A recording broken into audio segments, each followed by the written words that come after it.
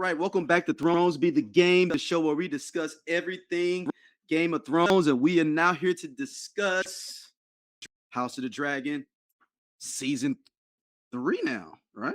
Episode 4. Is there? So we are now back in King's Landing once again. The Ruses went through from Mr. Sir Ormund Hightower. What do y'all think her reaction to the Ruse after she finds like her reaction to all this? Why does Dragon go first? I know you have thoughts. Well, by and large, the episode, I love this episode. This was a really good episode. Bringing back a little bit of humor is very necessary for this very somber moment in time. So I loved the episode. Lots to talk about. What about you? Going to you, Miss Thanos. I thought it was a really good episode as well. And as far as Rhaenyra's reaction to being duped by Ormund, I really don't think much of her reactions until she actually gets on her dragon, which is very rare. So Rhaenyra does a lot of contemplating in general, or a lot of like seeking advice, whether it's from the Maester, her hand, Alicent, Daemon. So she does quite a bit of just running things over in her mind. So I don't really have much to say on it except for waiting for the rest of the season after seeing that mid-season trailer. But overall, I thought this episode was great. I'm enjoying this season. All right, to you, Mr. Madara Targaryen. So I say 2 thumbs down. I didn't really like it at all. I mean, like I get what they were going for, but again, kind of to the points that we kind of talked about in previous episodes, I feel like they're taking a larger narrative and then showing you the specifics to give justification for things that we know are going to happen. And I was like firmly in the camp of I hate these people because they did this thing, and it seems that they're trying to give them a reason to make me change my mind, but I'm not changing my mind. I'm stubborn. I'm sticking on it. I'm standing on business. I hate you. I hate you forever. What did Cardi B say on Love and Hip Hop? We got beef. Yeah, we got beef forever. No, I actually think that's I think that's been the charm of this episode, is that they actually trying to make it more balanced. We spent the first 2 seasons totally being all team black, all seeing it from that direction. Now we're seeing it partly from their side to a certain extent of where they're kind of coming from, where they were at. I'm still not down, you know what I'm saying? I'm still Team Martell at this point. I've totally left the region. I'm Team Martell at this point. But let's jump into it. The Hightowers, we find out Ortman's master plan is to basically be the new Tywin Lannister, or not the new, the pre Tywin Lannister, or the post Otto Hightower within the same family. He wants to be able to run in from the shadows, basically through Daeron. What do y'all think about his interaction with Daeron? Do y'all think he was being abusive to him he's growing up too? That also stuff feeling I kind of got too, that he might have been kind of abusive to him as a child. I think there is a familial love and affection there. I don't think Ormund is being outright abusive, but could it appear as though he's mentally and emotionally abusive? Yes. The scene where he absolutely lost his shit at the table. And for, how old is Daeron now? 16, 17? For him to be that young and to notice the signs and to tell the cupbearer, go now. Like, he already knew the signs that Ormund was coming unglued. And also, why is he beating that poor lady's table to death with a Valyrian sword? I need him to get control of himself. So I don't think it was abusive in the purest sense of the word, but is there an emotional and mental abuse going on in the background? Yes, absolutely. What about from you, Thanos? What do you think? Yeah, not too sure on the abuse end. Is definitely probably a rocky relationship, especially in comparison to how Daeron and Gawain's relationship might be. it makes you think back to the conversation Alicent and her brother had in the previous season. She was just checking on Daeron, and he was just really saying, Gawain was telling her that like he's kind, he's great, and all that jazz. So in a sense, even though Daeron got sent away to Ward, he still does have two parents. He has like the softer parent Gawain on one end, and then the super harsh parent Ormund on the other. So I think at the end he's in a 2-parent household, so he'll be all right. What about you? Fuck no, he was soft on him. Simple fact is, once we understand his plan, and he's going to give somebody who is 16, 17 years old unabridged power and a dragon, they have to know fear. They have to know want. Like I'm saying, like you know, like you can't give somebody that young and that privilege, that much responsibility. You know what I'm saying, and that much power without knowing the other end of it. What the other end of that power seems like to see to feel like what's being the weak person on that side. So I mean, it's whether it's kindness or mean or whatever, it's required because you can't only know one side of the coin. You can't only know everyone's gonna do what I'm gonna tell them what to do. No, that's real. Until their death. You know what I'm saying? Like you can't only know that part. So I mean, it's required. I don't know if it's kind or mean or whatever. I know it was required. I mean, he did the right thing. So yeah, I mean, maybe he wasn't abusive. Like you said, he's just giving them tough love, maybe, you know. But that's also, I feel like I realized he was racist. He was like a little racist, like a little Targaryen racist. Ormond was, you know, he was like, did you? He not smart. They not intelligent. All they got is dragons. Like, dang, like. But they said, I think it was Alicent. She says Ormond does not like the ignorant and the uncouth. Basically, he don't like all that silly, dirty shit. Like, wash your hands and watch your mouth when you're around him. What do y'all think about him? They should make Ormond black with his issue with smells. To get big nose. He's a Hightower, and he's like shitting on the Targaryens. He's technically prejudiced since Targaryen is here and Hightower would be here. If he's sending any negative energy upwards, it wouldn't technically be racism; it'd be prejudice. But oh no, I get what you're saying. But he thinks he is above him though. So wouldn't it still be racism? Because he just thinks that they just had a power dynamic for the moment. He thinks they are above them. Yeah. But so if you think about it, power dynamic, because the bottom line dynamic is Targaryens on top of everyone else because they have dragons. So even if selfishly he thinks I'm better than y'all, I guess biologically you're not, because you can't mate or bond with the dragon. So him having any ill will toward a race that's superior to him because they have dragons can really only be like prejudice. But so off topic. Go ahead. And hater. That's that hateration in him. Because like, okay, if we take just one tiny step back and understand how intertwined, and they hinted at it during this episode, how intertwined the Hightowers are to Old Town, which is the seat of what? The Citadel, right? Mm-hmm. So the Faith of the Seven, the Maesters, the Hightowers wield not a small amount of influence. They're very influential. They got money. Like they haven't really talked about it in the show, but the Hightowers are rich, right? They've endowed the Citadel. They have basically lobbied for their position. So they feel very confident in that their way, that Faith of the Seven, is the right way. It's the reason why all of a sudden, when Alicent showed up to the wedding, the pre-wedding ball with green on, and Larys mentioned to Sir Harwin Strong, like, hey, you know what color the beacon is when the Hightowers call their banners to war? It's green. That's when Alicent started wearing green. But now you notice she's wearing blue. Anybody else notice that?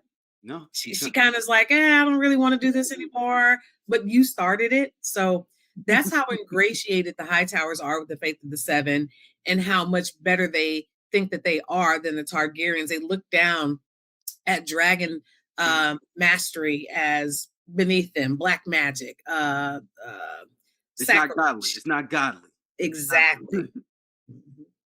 Yeah, because I mean, but then it was funny. He was saying like, and the fact that now this was something that my cousin he was like, hey, what if they dye his hair for that he really does have Targaryen hair, but they're dying if he could look like he's a Hightower because they want him to feel like he's a Hightower. That's how much he don't like them. I think it's not a bad because he already died the first kid here. That's what I'm saying. Okay. Like, what did the opposite? But Daeron was known, I believe, in the books to Yeah, be he's the supposed to only have dark-haired child of yeah, that's why Allison, and- when she knew, Allison knew that she was like, hold on, he ain't got no hair, he ain't got no hair like Hello? that. But do you think that any way that so Ormond with this plan, this master plan to put him on, is this the way for but like, how would the Hightowers have power again if you still have dragons in the mix? Because you still have the dragons in the mix because he still has Tessarion. So how does Ormond's plan fully eradicate Targaryens, I guess? Because you have to keep those dragon riders in fear. You have to keep like that bridge between you as a Hightower and then the power of dragons. The only thing bridging that gap is the Targaryen that's wielding that power, that's riding those dragons. So that's why it's kind of necessary for Ormond to have a strong hand with Daeron. Like, yes, you're my nephew, cousin, and you should respect me, but you might not. So I just need to always check your temp to make sure that at no point you feel like you can rise above, because you can't and you won't under my watch. Also, if Daeron wins, then although he has the ability to ride a dragon, then once Saint Black is gone, the bulk of dragons are gone, and the bulk of people who have the ability to ride dragons are gone. So even the dragons that exist, like even the people who die and the dragons don't, they're not any longer your adversaries. They are just things that exist in the wild that anybody who challenges you have to deal with their natural chaos. They're not organized weaponry. And then the organized weaponry part would be from the Team Green side. And then this particular Team Green doesn't grow up as a Targaryen, grows up as a Hightower. Now, in reality, we don't know whether or not that Targaryen blood pops back up in a couple of generations or not. But you know what I'm saying? But from what Ormond's seeing, he's looking at, hey, you look different than the rest of your siblings, and you are responding and acting different. You were raised as a Hightower, not a Targaryen, and you don't look like a Targaryen. You look like a Hightower. And when the Hightower's on the throne, even if your children look like Targaryens, they can either be raised as Hightower, or we can just take the kids you have that look like Hightowers and put them on the throne. And so, so still, that they usurp the throne in that way. And it's not a bad strategy. I mean, that's well, I mean, how do y'all think he compares? How do y'all think he looks at Otto? I mean, that's his uncle, but how do y'all think he looks at him, considering I think he doesn't look at Otto favorably, but I think he looks at him more favorably than he looks at some of the other Hightowers. I mean, the simple fact is that I think he's power hungry, and he would believe that Otto did what he thought was available to him for Hightowers to get the seat of power. There's a part of him that would believe that he conspired with the enemy to do so, and so there's a part of him that thinks he surrendered, particularly when we see that his actual surrender wasn't actually a surrender. He surrendered in ceremony and circumstance, but not in actuality. So I think that he would resent Otto in that regard. That, oh, you married your daughter off to a Targaryen, and then she had 3 Targaryen kids and only 1 Hightower kid. I think he wouldn't necessarily respect that part, but I do think that there's some part of him that understands that, well, Otto still was trying to pursue Hightower regency. To what I think the words he used was took from us what we rightfully owned or what was rightfully ours or something like that. And so I think that putting a Hightower or somebody who was raised by Hightower on the Iron Throne was ultimately what he wanted. Well, who wants it, Ormond or Otto? Both. Because I feel like Ormond seems so content in his Like, so he doesn't like the ignorant or the uncouth, so you could label him elitist or classist. I would think that he would be more content running Old Town as its own kingdom rather than trying to, I guess, chase waterfalls at King's Landing. Does that make sense? He seems very like, I would much rather be in my own He space. wants to be independent. You said Yeah, away from all of y'all. Like, I'm actually kind of shocked that he's as I guess energized behind really getting Daeron on the throne. I guess I took him to be a little more reserved than he actually is. Well, But I because think- he still has a dragon. Yeah. And so I think you're right, Victoria. He would, in ordinary circumstances, he'd have been fine doing his thing in Old Town, being a great general. He a little weird, you know, got a little touch of that OCD. And he seemed a little too weird to want to be exploring all this. Yeah, but he still has a dragon and under the control of his ward. So the idea that kind of power is within his grasp and is just close enough to touch, he can't resist it, I don't think. Yeah, he at least got to see what happens. But also wouldn't, if they did try to be independent, Old Town is kind of in the middle of all of the 7 kingdoms, so you would kind of have to maneuver and work around. It'd be kind of hard to be independent in the middle of a kingdom, basically. But remember how Alicent set him up?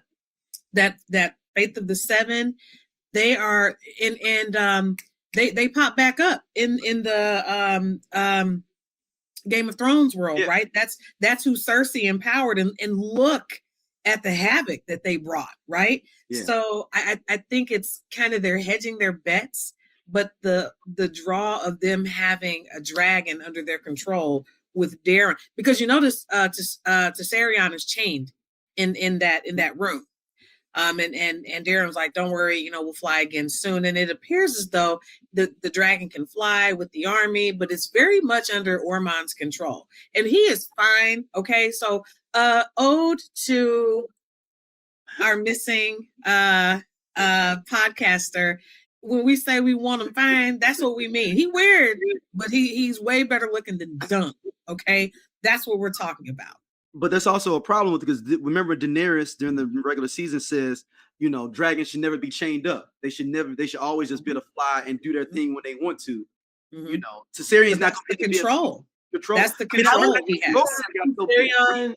I was thinking Tessarion was down there to keep up the ruse that Daeron has been captured. So there's Tessarion just no, they escaped. They got him out, because that was, remember the keeper came and ran back. He was watching them, and then they basically attacked and took him back. Who? Tessarion. So Tessarion was being held by the keeper, the black guy that came at the end of episode 3. He was watching them and tumbled to him, and they took it over and took him back. So they're chaining him up in there. You're right. The Ruse has been finished. They don't care about the Ruse no more. The Ruse they out. And what happened to that poor kid? It's like he never even existed. Is he dead? Is he alive? I don't know. Did they send him back? Is he in the dungeon? Send him home. Good luck, nigga. Hey, they just open up the King's Landing doors and close them. Like, figure it out. Poor kid. That's nasty work, dog. That's nasty work. So, mentioning King's Landing, let's get into Daemon. Our Daemon. Daemon has flown to the Vale. He done got his paper, but he also found out that his daughter is the masked superhero, the master vigilante. And they said she looked like a crackhead, man. Y'all she does. She does. I said it 2 podcasts ago. I said I don't like where I think this is headed, and I was right. I hate it. Y'all act like a person like she on The Wire, where she was like a regular girl, and by season 4. And her name is Rhaena, which is way too close to Ray. So like the crackheadness of it all is pertinent. The crackheadedness of it all. When he asked her, "What have you done to yourself?" He said, "I might not always be present or available or supportive or ever here for you, but I ain't never had you looking like this." She looked like the crackhead Tyrone Biggums. I mean, she's been through some stuff, man. It's like she's mentally going through it, man. Y'all got to give her some grace, man. No, because there was no need for this. There was no need, and also you don't get to unilaterally just now that you got a YN dragon who I see you said she got a wine and got son. hooked on that narcotic. He tried the son, Caraxes. Caraxes like, Dad, wait a minute. I got something I need to show you. I smell something familiar. I'm not sure what it is, but I need to take you there right now. And I love the humor and the bond that Daemon and Caraxes have. That's crazy. A couple episodes ago, when in the battlefield, after they were just kind of walking, he knew what to do. Yep. Yeah. And he's just burning people. Like, I figured you'd ask me to do this, so I'm just gonna get this out. I'm just gonna be proactive. Exactly. And Caraxes like, yeah, go on ahead in that cave. I got your back. Not sure who's in there, but and it was more of a thing of come on. But then Daemon also trusted Caraxes. Like, okay, if you own the, if you're telling me no, let me flow with what you own. Let's see what you got. Yeah. So and he's willing to defy Rhaenyra for his daughter. And that's the part that was missing in all the previous seasons. Is they didn't show just how much Daemon loved all of his kids, particularly his daughters with Laena. And the fact that immediately he's like, oh God, okay, so you come back with me, we'll explain it. Maybe she'll have mercy. Okay. And then his ultimate resolution was just to throw a head on the table of a random sheep herder in the Vale. And sheep herder was just doing his job. He thought he was coming home to his family. But I got one question though. Yeah. There wasn't a lake or a waterfall or anything that was warm enough for her to let some water hit herself before. Oh no! Like I'm saying, the Vale is waterless. Apparently, like no water could hit her. That she could just tighten up just a little bit. I mean, like, I didn't she know Pops was looked coming worse than she did when she came back. I didn't know Pops was coming over. I didn't know I was supposed to be cleaning up. Yeah, but she's been looking like, I'm saying that just for her own sake though. She could let no water hit her. Like really? We don't do that. Also, so we don't know what this is. Another thing too is that so we got Ormund on one hand, and then we got yes, getting out the tub naked and clean shaven for everybody to see him. Oh yes, I hate this narrative where they do this thing with characters where the character who made the terrible decision then also gets to come up with the plan for them to redeem themselves for the terrible decision they made. Like, you took a wild dragon, which was an unknown thing, took it into a battle.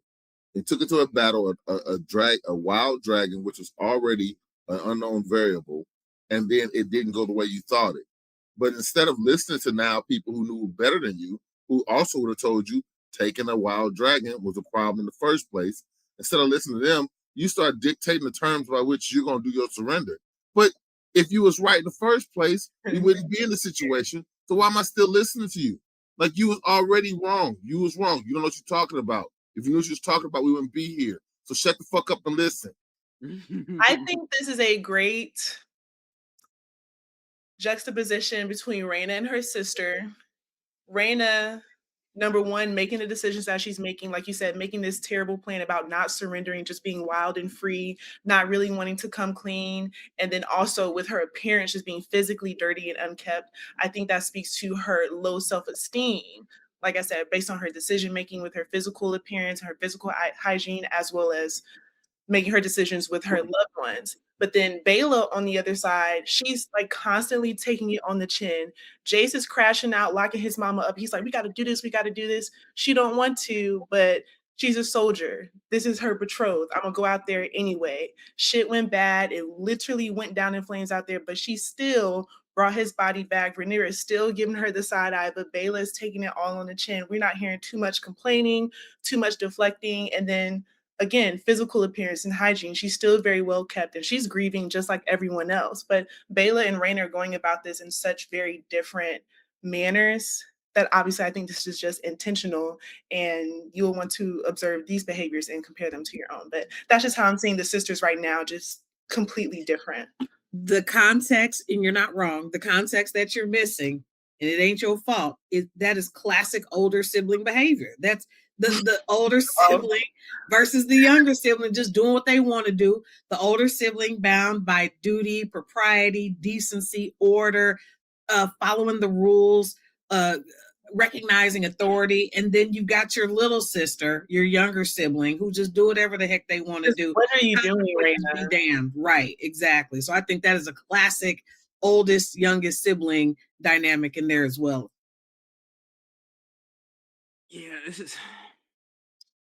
I mean, did y'all also notice that Daemon realized how big Sheep Stealer was, and he was like, "Oh, we just ain't gonna be able to just roll up and just tell her to come home. She can't just come home because Sheep Stealer just as big as Caraxes out here. Like, and he might be a little bit bigger because Caraxes a little bit more leaner. He more a little bit more. He's in the gym. But Sheep Stealer is huge because he's just out here eating smoked ham every day. And Caraxes has a balanced meal. He's getting his fruit and his vitamins, and Sheep Stealer is having BBQ every night. Smoked lamb every night. And he's more agile, but you know that's like fighting that big 300-pound dude at the club. You gonna have to bounce around him for a minute and tire him out. You know, that's how Caraxes looking at Sheep Stealer like. And told him, and don't come back. And don't come back.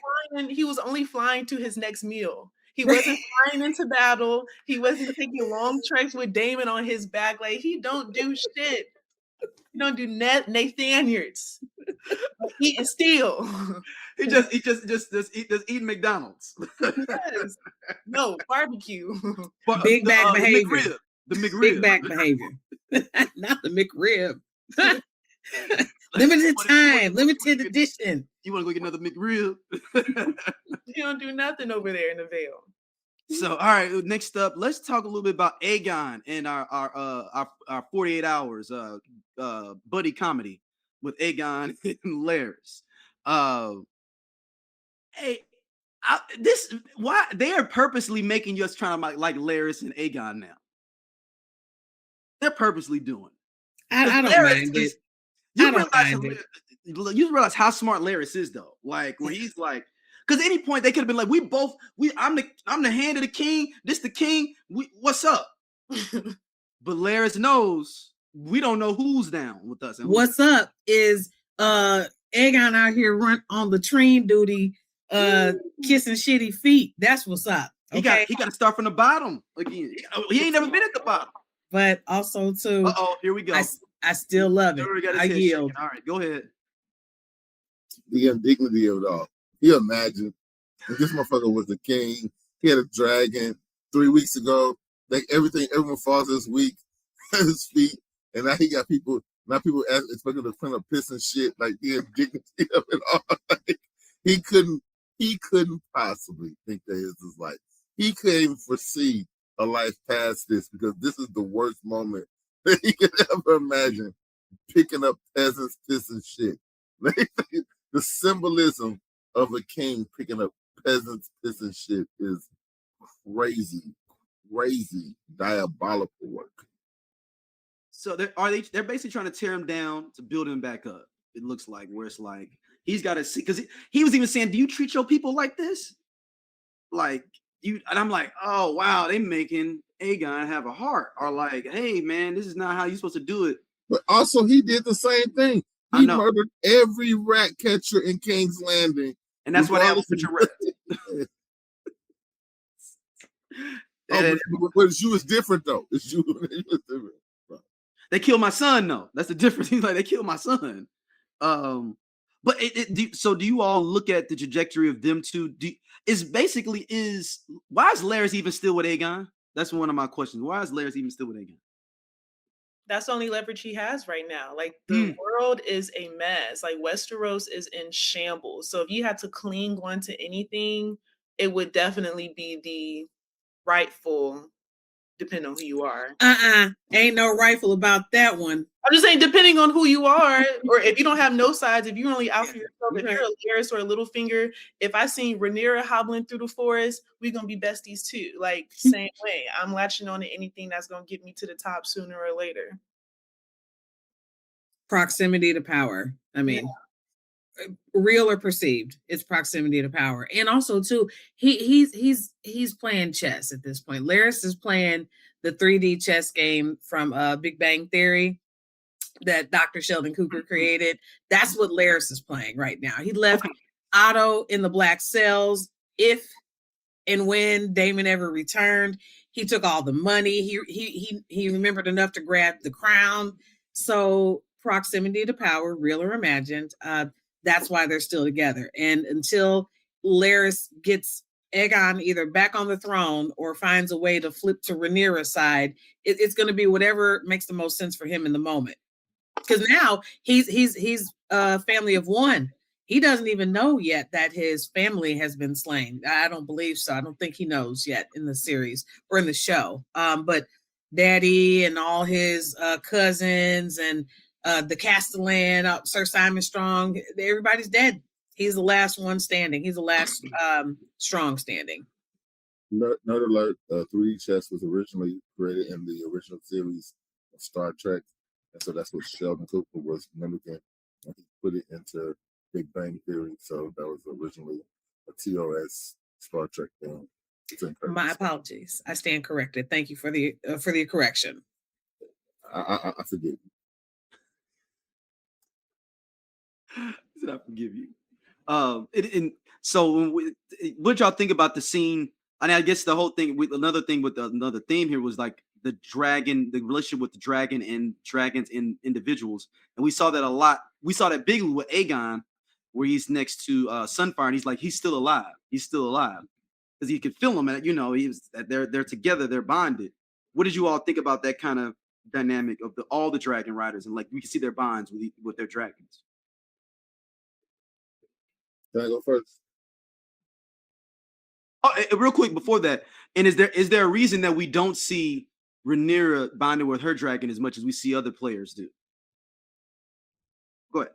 So I thought it was really interesting. Actually, I thought the emotional impact of a dragon rider to see their dead dragon, because a lot of the time, particularly in this season or this series, everyone whose dragon died, we only saw it from either the dragon's perspective or both the dragon and the person died. So we never saw it from the person's perspective. And so, and I think the only thing that we have analogous to that was with Daenerys, in Game of Thrones, and because of the drama and tragedy of what's happening above the wall, it kind of changed the dynamic of it. I really liked them talking about how emotional of a bond, particularly somebody like Aegon had, because he was kind of a douchebag, like up until that point, right? So he didn't really seem to care about anything other than like his kid. But to show that he had that same level of empathy for his dragon, really, because he doesn't have it for his mother, he doesn't have it for his brother, he doesn't have it for his wife, sister, and so to show that level of empathy and sympathy that he has for the dragon, I think it does kind of reinforce the fact of what that bond is between the dragon and its rider. So I really appreciated it. I didn't like how they showed it because they set up a whole scene where Larys is trying to bribe people, and then they're charging by the touch, and they're showing that Aegon is having this moment with the dragon, and then they just cut from it and they never go back to it. So there's a chance in episode 5 they stay right there in that scene, and then we see what happens to him. But it doesn't feel like they're going to address it. So it feels like they wasted a little bit of time to show that whole scene where the random people are like, oh, what's his connection with this dragon? Why you guys talk this way? Why do you have so much money? Blah, blah, blah. Are you going to rob him? It seemed like a pointless type of. It seemed interesting if they played it out. It seemed pointless if they did. What do you think? And then they also showed Meleys, the remains of Meleys, the Red Queen.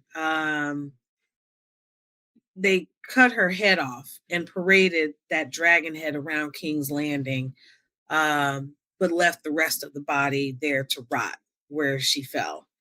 And what Madara Targaryen mentioned is that Aegon never really seemed to bond with anyone other than the dragon. There was whenever he took off to go fly and ruin Aemon's plan at a Rook's Rest, where the dragon ultimately fell. Before he got on the dragon, you saw that moment where Sunfyre just kind of nudged him, and he loved on him a little bit. But all of the Targaryens have that bond. Daeron showed it with Tessarion when he was kind of giving her a little bit of love in the room where she was chained up. Rhaenys and Meleys, And I think Sunfyre, I'm sorry, not Sunfyre, Syrax. If we recall, Jace's dragon, or the name of his Vermax, that was the offspring of Syrax and Caraxes. Mm-hmm. So Syrax and Caraxes, a couple of episodes ago, when Daemon and Rhaenyra took off from the dragon pit, and they were kind of in the background, kind of loving on each other. And so we forget those things during the show, and they come back to the forefront of the mind. But even Baela and Moondancer, Sea Smoke and Adam of Hull, Adam Valerian, because I'm going to go ahead and legitimize them, even if Rhaenyra didn't. So I love that they show the bond between the dragons and their riders. And I'll yield to Thanos. What was the original question? Like the relationships between the individuals and the dragons, and like how like they really explore that a lot more in this episode.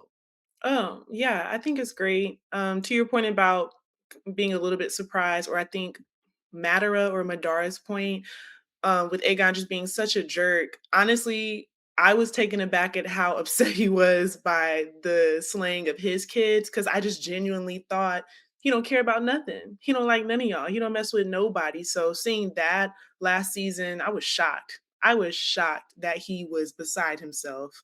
And once again, I was shocked at his attachment to Sunfyre. Like, I thought the scene kind of dragged on because I'm just really not expecting Aegon to show that type of emotional attachment to anyone or anything. So when I do see it, I'm like, that's weird. But and I think we saw Rhaenyra bonding a lot with Syrax in the earlier seasons, and I think you asked, like, you have to see Sunfyre is his baby. Literally, he got him from an egg, so that's why his attachment. That's probably like the first thing he knew is a baby is Sunfyre. True, but like I said, I didn't even expect him to be sad about his own kids. Like, that's how low I regarded Aegon.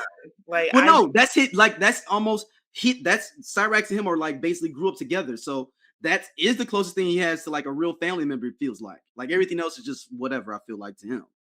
Like even in Caraxes in Daemon's, they got kind of like a business relationship because Daemon got him from his uncle Aemon. So like he wasn't born with him. So it was like Caraxes is like, I heard you be liking to do shit. I like to do shit too. Let's bond. It wasn't a Sunfyre is like his.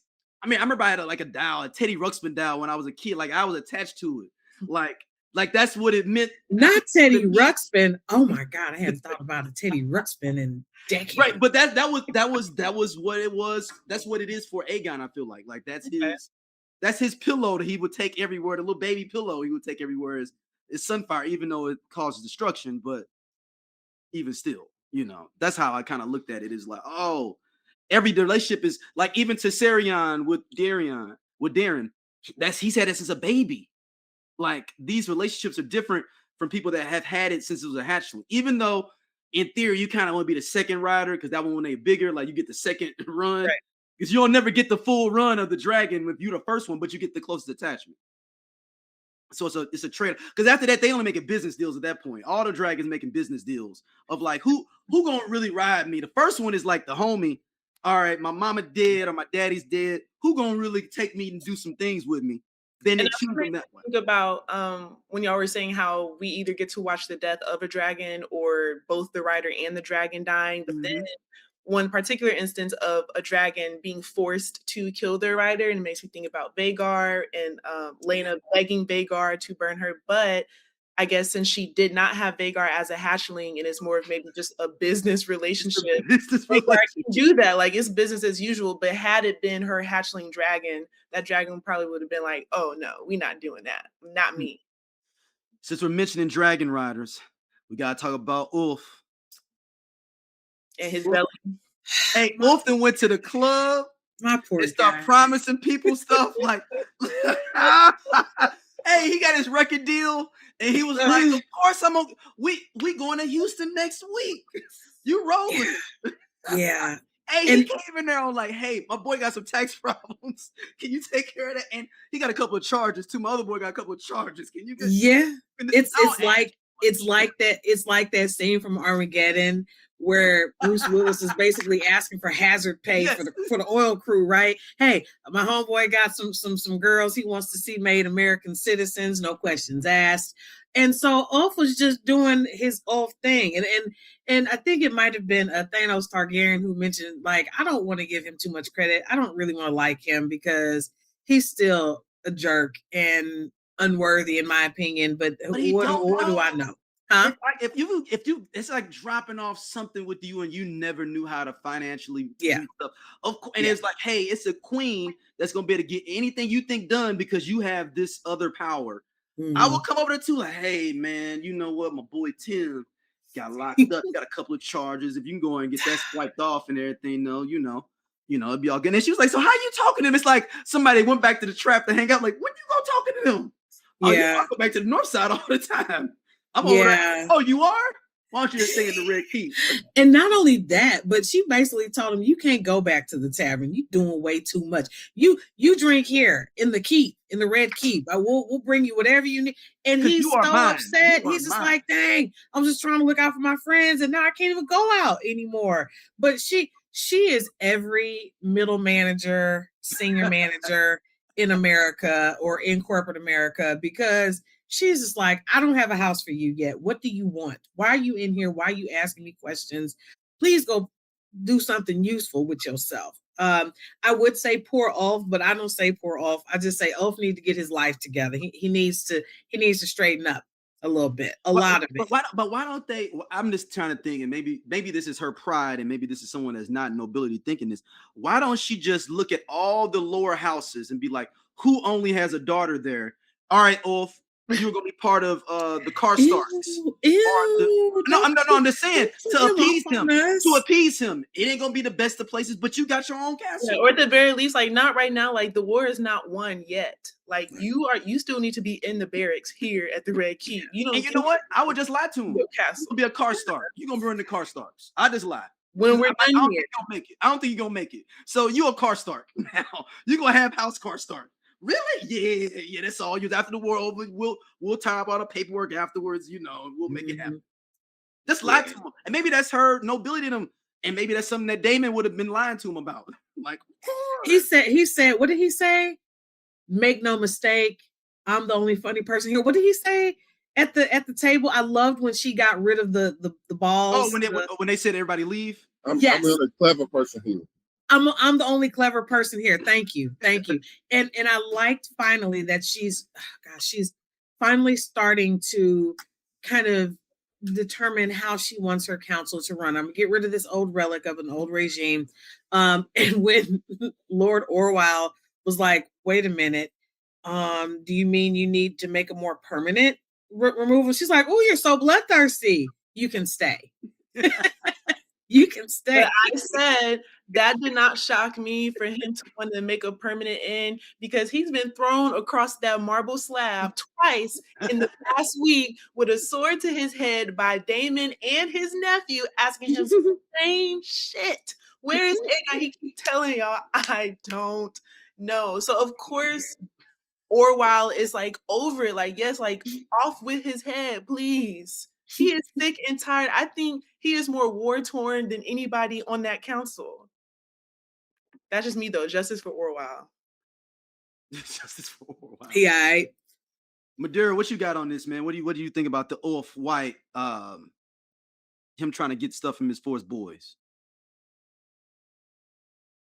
Listen, you gotta get it how you live. You know what I mean? Like, at the end of the day,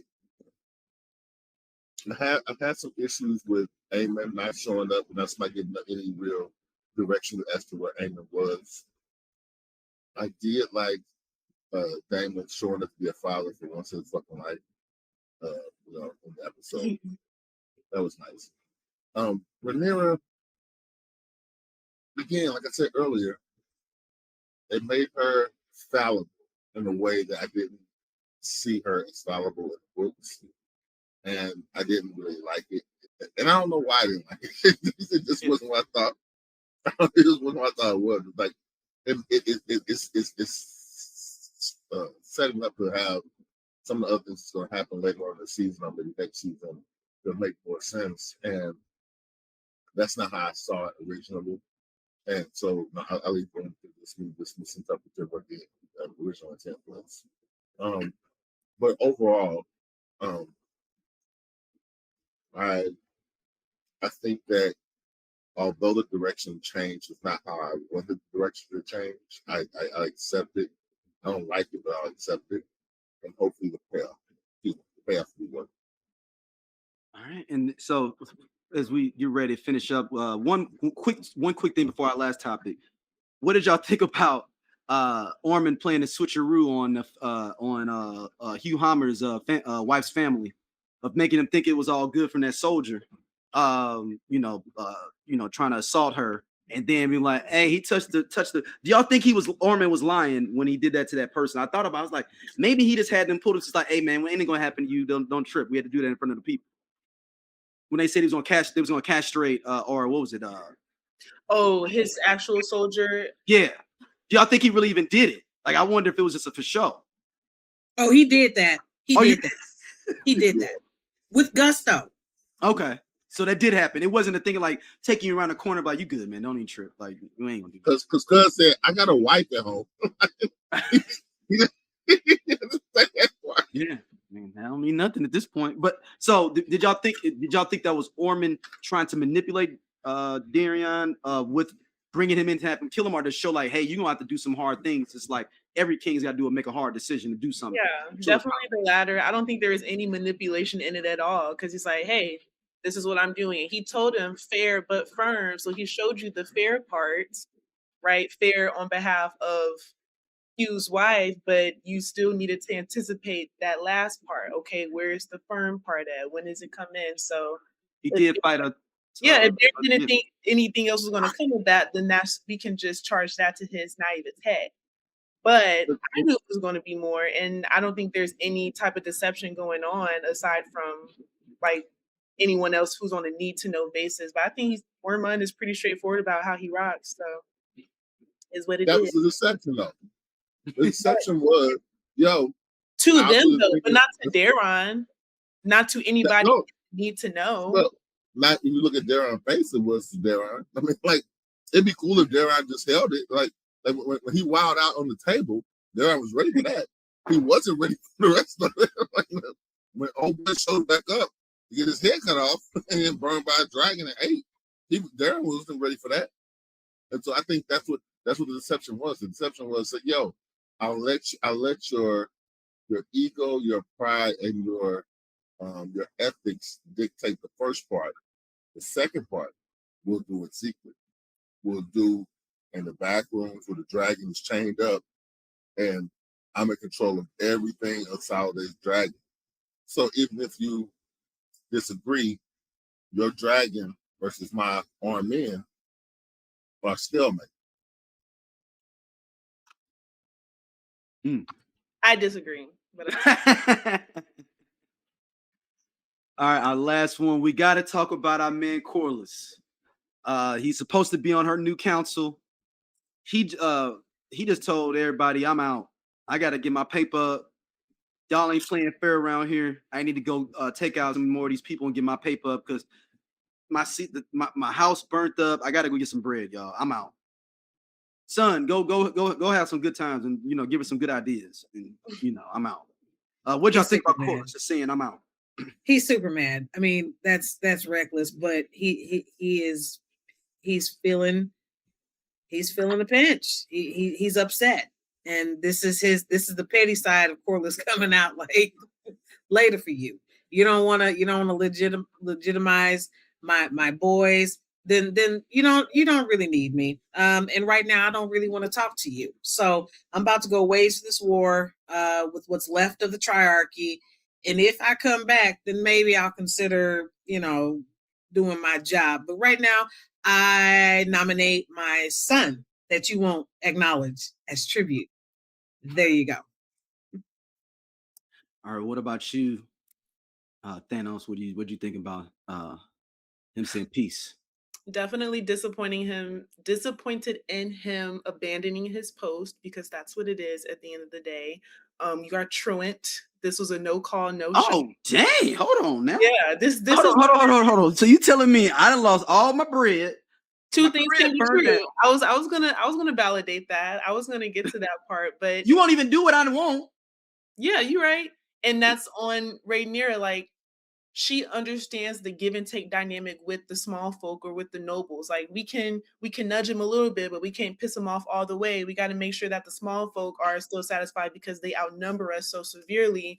So it's like, if you can understand in that sense that you need to be lenient here, but then have a firm hand here, why can't you see that amongst your council? Like, okay, Corlys has lost everything, and what he's asking for you is free of charge.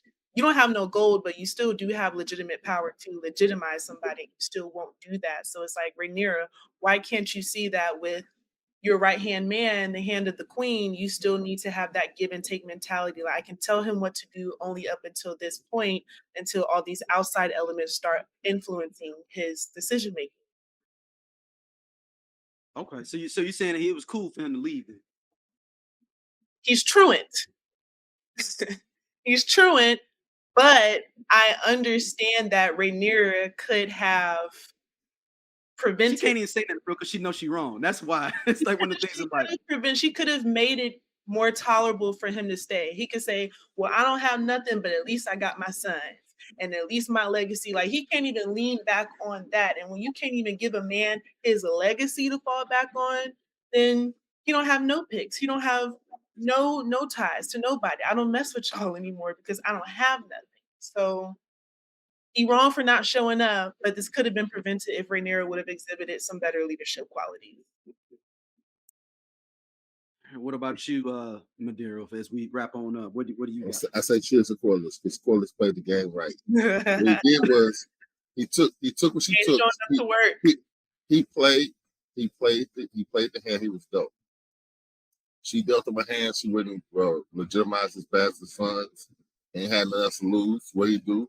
He took himself off the board.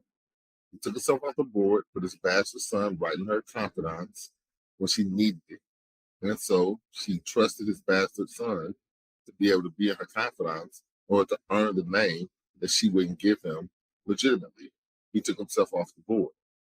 He effectively said, I don't really have anything really offer her because she's already taken King's Landing and I'm a man of the sea. One won't really provide her. He didn't really have the back and forth of King's Landing and the relationships, or to help her navigate the lords and the ladies of the land. He put himself back where he was useful, and he put the people where he wanted her ultimately to reward in a position to be in her charge and her grace, in order to get the reward he wanted ultimately to accept. So I say, cheers for it. I mean, I'm just saying, man. The Corlys did his. Corlys did what he's supposed to do. He could be truant all he wants to.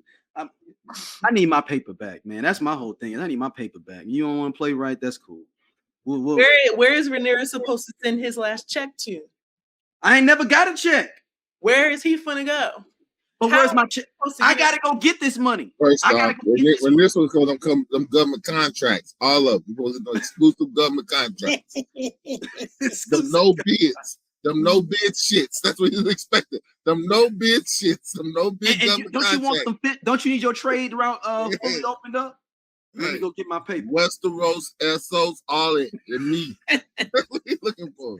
Look, all them contracts is mine. Yeah, no bid. No need to set that out for a sourcing event. What we doing here? That's my job. That's my job. That's my contract. That's my package. We got it. Mm-hmm. See it back on the flip side, right? Oh, we didn't talk about Helena. Oh, yes.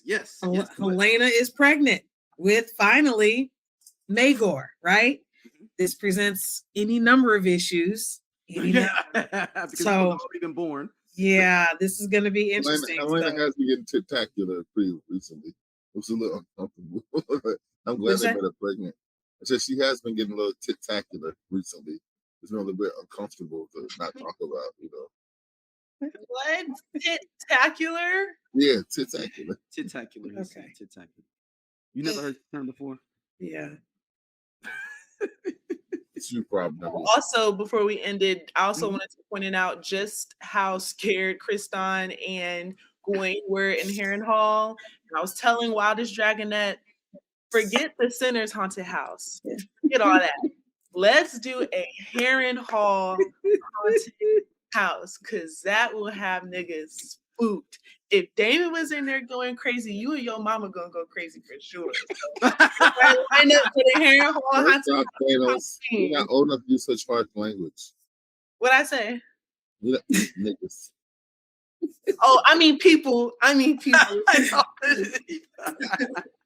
First of all, I would say this on the back end of Thanos Targaryen, because Alice went through Sir Simon's wardrobe and stitched together a couple of beautiful smocks. Okay, she is the lady of Harrenhal right now. She out here serving drip-tastic. No, go ahead. Come on, that's it. That's it. In his robes too, with his blood still cold, still warm on the ground.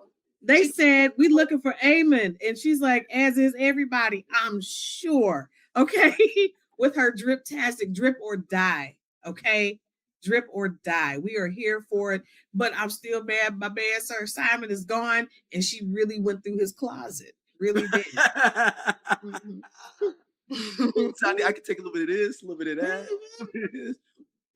I can redo this. She was dripping. Look, this is her plan. This is her whole plan. This is what she wanted to do. You know, this is what she's trying to do. You know, and then Kristen Cole just says, "I just want to die a good death."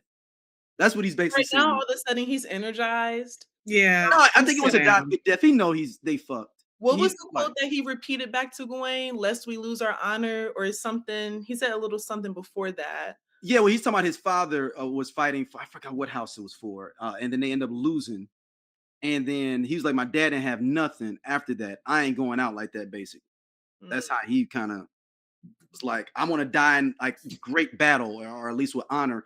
Basically, I guess they're going to try to beat on. They're trying to now be like, a farmer no more. He don't want to. Right, because this the same cat who wanted to go to Essos and raise orange groves. Like, please be so for real, Kriston Cole. Yeah, this is your fault too. Go sit down. And he's scared. I mean, because he saw that dragon battle when I went down with Ruse Nest. He was like, "Man, this is beyond me." Oh, I found the quote. He says, "We must cling to our honor, lest we become beasts ourselves." And Gawain first said that to Kriston when he was trying to, I think, check him about his men ravaging these young women. But now Kriston is throwing that back in Gawain's face, like, we must cling to our honor. Like, we're soldiers, we're warriors, we got to do this. I just thought that was interesting that this change of heart really has him regurgitating the same rhetoric that was thrown at him when he was going through his existential crisis. Fair point. Yeah, but his is he's depressed though. This one was different. Gawain was just trying to keep everything in a certain light and save people. Kristen Cole's like, you said that, I said it another way. We're gonna go fight an endless battle that's gonna not be fruitful. We're all gonna die. We're all gonna die. That's what he should have just said. We all gonna die. So Thanos, are you team take it? What? No, don't answer that. Don't answer that. She don't know. Inappropriate. Inappropriate. And it's older. That's older. All right, well, we're gonna get out of here. Thank y'all for listening as always. We will see y'all next week. Bye.